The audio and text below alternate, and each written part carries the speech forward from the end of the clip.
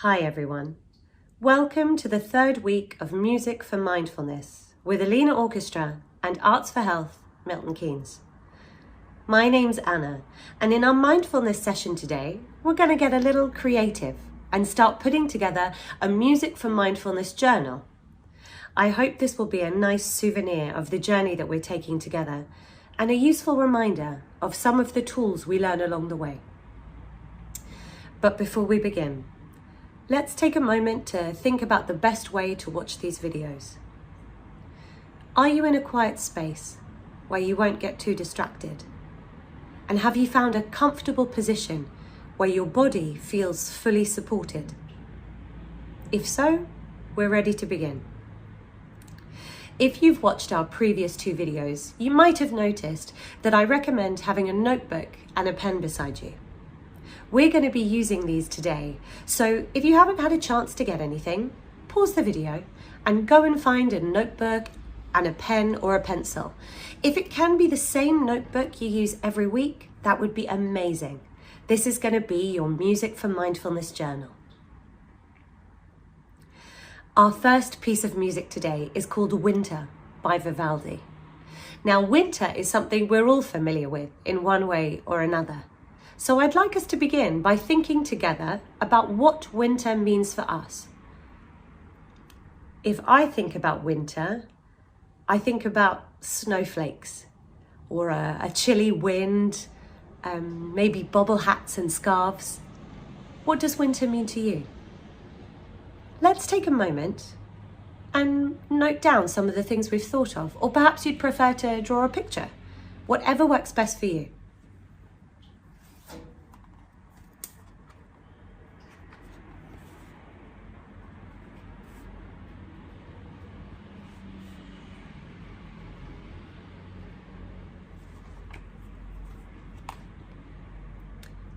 As we're listening to this music by Vivaldi, I'd like you to see if you can find any of the things on your list or from your picture in the music.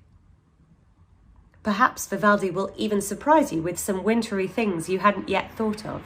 And I'd love to challenge you to listen to this music more than once and see if you find the same things on both listenings, or perhaps the second time through you'll hear something new.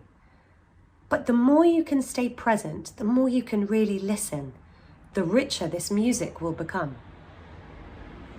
Our second piece today is called Eine kleine Nachtmusik, which means a little night music by Mozart. Night music makes me think of a serenade. So let's do the same exercise. What does night music or serenade mean to you? For me, it makes me think of just one word: singing. So as I listen to this music, I'm going to be listening out for any voice or melody line that sings to me through the music. But again, perhaps Mozart will surprise you with something you hadn't thought about yet. Either way, I really hope you enjoy listening to these two pieces of music, and I'll look forward to seeing you next week. Hello again, and welcome to our third video in the Music for Mindfulness series with Alina Orchestra.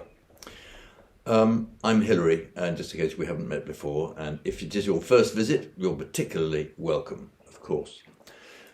Today's video is about strings, the sound that the string instruments make and how they work together to make very beautiful music. And they are, of course, the backbone of an orchestra. The sort of fundamental material of an orchestra are the string sections. And we've chosen two pieces to show you what string instruments do, and of course they also have intrinsic value as pieces which will help your well-being, because they're both masterpieces and very enjoyable to listen to. The first is by the Italian composer Vivaldi, who is a sort of little bit earlier than Bach and Handel, but he is another Baroque composer. And he was known as the Red Priest because he was a priest, but also a very great composer. He wrote a number of pieces, very large number of pieces for strings, and lots of concertos, but by far the most famous is a group of violin concertos which are called the Four Seasons, which I'm sure many of you will have heard of, if not actually heard. And we've extracted from those the slow movement, of winter. You may think it's not the right time of year for that, but the reason I've chosen this is because it's one of the most beautiful tunes ever written, and it has the most marvellously serene effect. And it also shows you some things that stringed instruments can do. Now, string instruments fundamentally can do two obvious things. You can either take the bow across the string, there are 4 strings on a violin or a cello, or you can pluck it with your finger. And this piece has both those things happening. The orchestral accompaniment contains a lot of pizzicato, nice word, which simply means plucked notes, while the violin soloist plays a lovely bowed tune, which is exceptionally beautiful. And it's a wonderful example of how very simple materials can make an absolutely wonderful piece. The basic harmony is extremely simple. It's the chord of the key of the piece and the chord on the 5th note of the scale almost all the time. So it's going, and very occasionally an extra chord comes in. But the material is immensely simple, and the bass line goes like this to start with, which just shows how simple it is.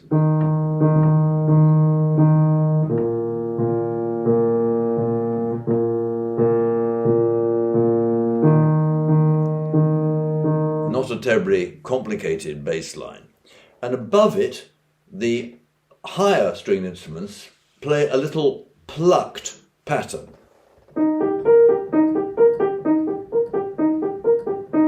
Which is the same chord, basic chord that we had before, but which just surrounds the tune being played by the solo violin. Now that tune is an exceptionally beautiful tune, and I won't play all of it on the piano because actually it's much more beautiful played on the violin. But it's another fairly straightforward tune. It just goes like this.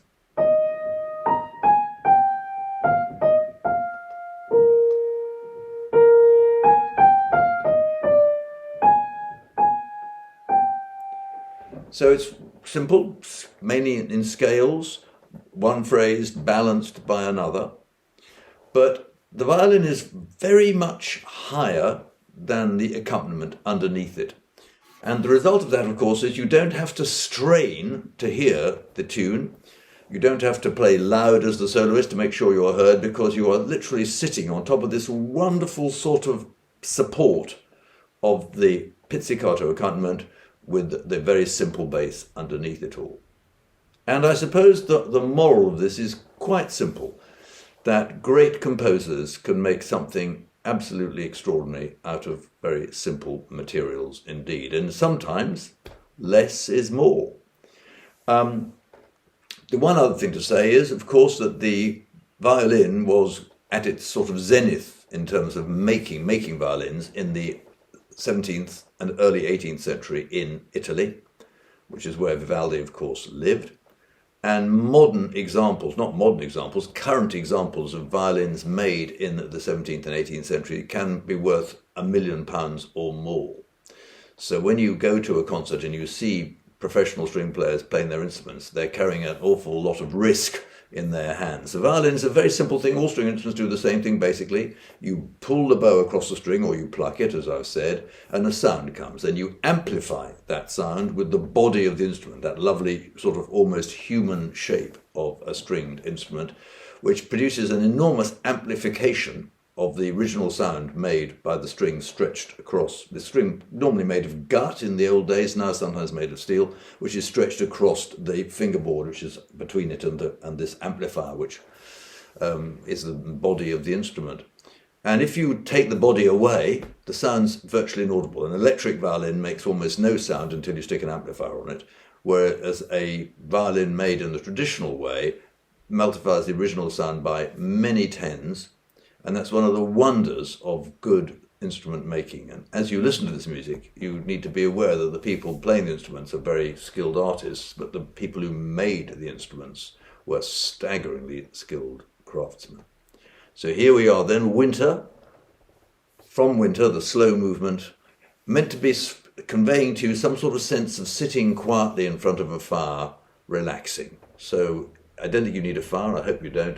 But do indeed relax and just let the music sing its lovely song to you as the thing unravels. It's quite short and exceptionally beautiful, and I hope you enjoy it.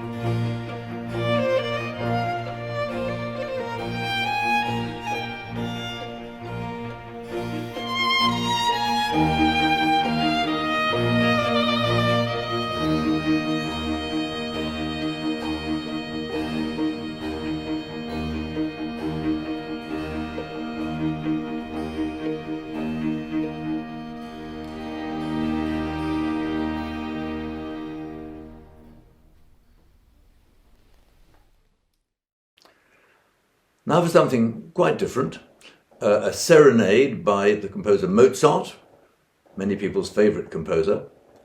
A bit later than the Baroque music of Vivaldi and Bach. This is normally known as the classical period, which is the late 18th, early 19th centuries.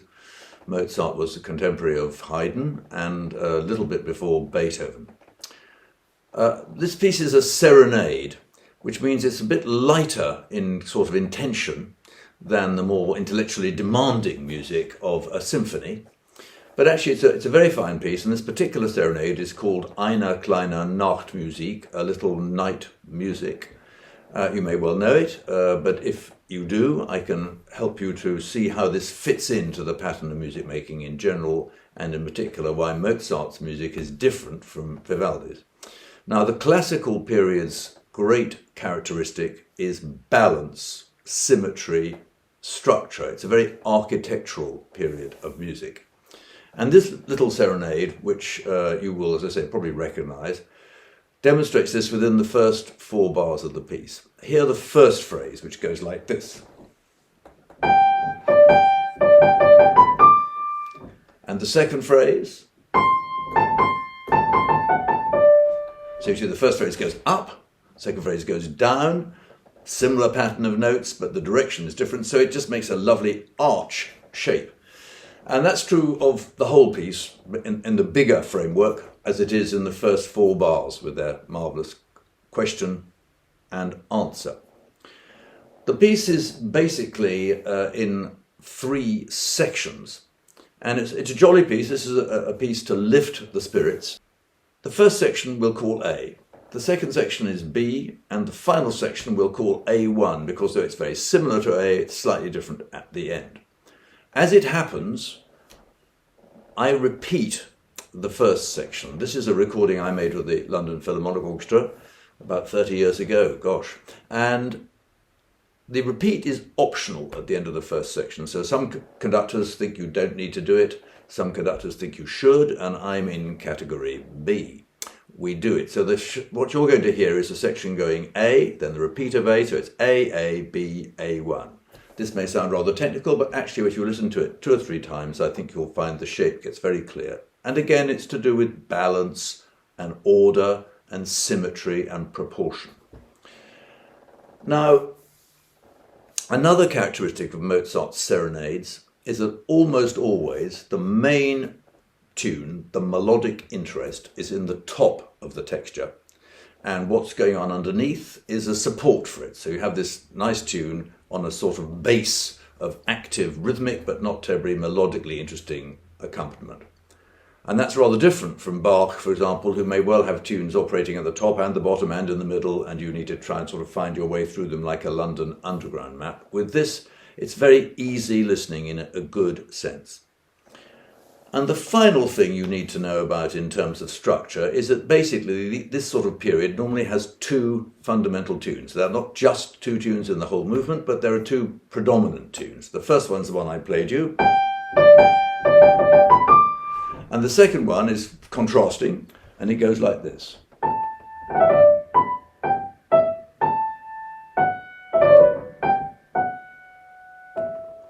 And you can see the first tune's muscular, active, energetic. Second tune, a bit gracious, a bit skittish, a bit sort of uncertain. And the whole point of that, of course, is you can recognize them. And you will see those tunes are played several times, maybe 3 or 4 in each case.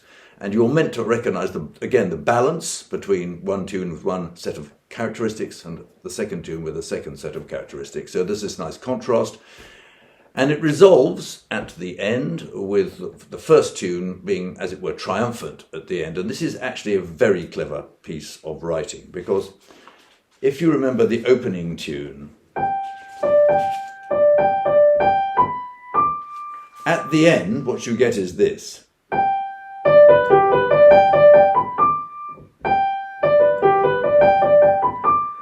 Slightly expanded tune, slightly more energetic again than it has been at first place, a little decoration, and that tells you that the end is very close. So when you hear that passage of notes, you'll know that the end is about to arrive and you can put the kettle on. So I very much hope you'll like this piece. Listen for simple tunes with accompaniment underneath. Listen for the energy and vitality that Mozart brings to his writing, and the sense of rather elegant shape and balance, which is the characteristic of this period. I very much hope you enjoy it. I hope even more to see you next week, and do let us know by tweet or any other means you have available if you're enjoying the series and what you would like to hear more or less of, and we'll try and incorporate that into future videos. Thank you so much for taking part, and goodbye.